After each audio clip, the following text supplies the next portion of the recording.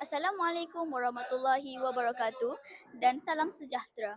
Saya Aisyah Medina binti Haidir, wartawan TVPSS SK Merlimau.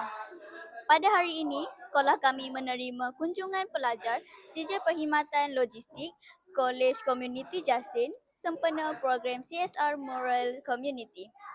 Program ini merupakan satu inisiatif khidmat masyarakat yang melibatkan para pelajar dalam aktiviti menceriakan persekitaran sekolah melalui penghasilan moral di samping memupuk semangat kerjasama, kreativiti serta tanggungjawab sosial dalam kalangan peserta.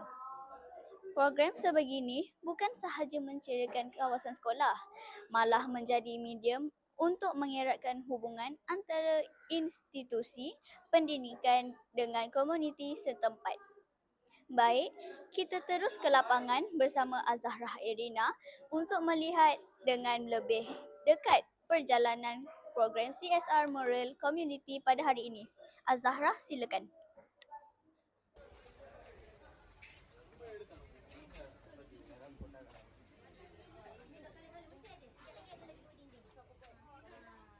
Baik, terima kasih Medina.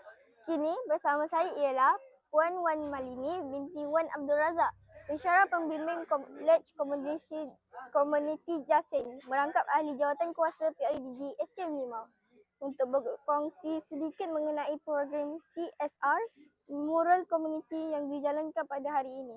Selamat pagi Puan. Selamat pagi. Terima kasih atas kesudian Puan bersama kami hari ini.